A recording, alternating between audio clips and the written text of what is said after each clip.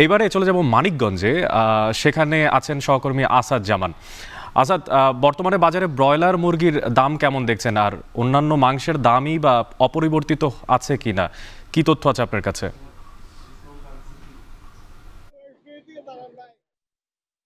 যেমনটি বলছিলেন, আমি এখন রয়েছি মানিকগঞ্জের ভুলজয়রা মাংসের বাজারে। তো আমি যদি আপনার প্রশ্নের উত্তর দিতে চাই যে শুধুমাত্র ব্রয়লার মুরগির দাম 15 টাকা কমে কিন্তু আজ বিক্রি হচ্ছে 205 টাকা দরে।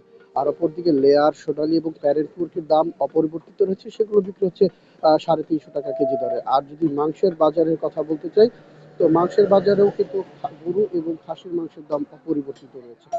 তো আমি এই বাজারে রয়েছি সকাল থেকেই, কথা বলেছি বিক্রেতাদের সাথে।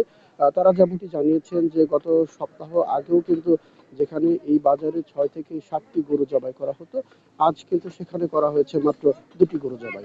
আর অপরদিকে এই কেন এত কম বিক্রি হচ্ছে সে প্রশ্নের উত্তরে তারা বলছেন যে কিছুদিন পরেই কিন্তু কোরবানির ঈদ। এছাড়া যে এই যে একটা গরম পরিবেশ সৃষ্টি হয়েছে, গরম অনুভূত হয়েছে, যার কারণেই কিন্তু ক্রেতারা গরুর মাংসের বাজারে কম আসছেন।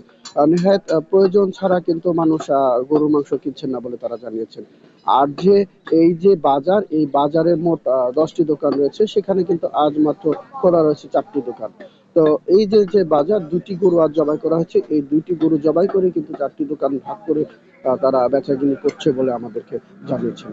এই সময়টাতে আগে তাদের 1 থেকে 2টা গরু কিন্তু অলরেডি 1 ঘন্টা 1.5 ঘন্টার মধ্যে শেষ হয়ে যেত, কিন্তু আজ কিন্তু এখন পর্যন্ত তারা খুব বেশি বিক্রি করতে পারেননি। অপরদিকে যারাও আসছেন তারা মূলত আসলে ব্যবসায়ী, বিভিন্ন হোটেল রেস্তোরাঁতে থাকে, তারা কিন্তু এসে কিনে নিয়ে যাচ্ছে বলে আমাদেরকে জানিয়েছেন।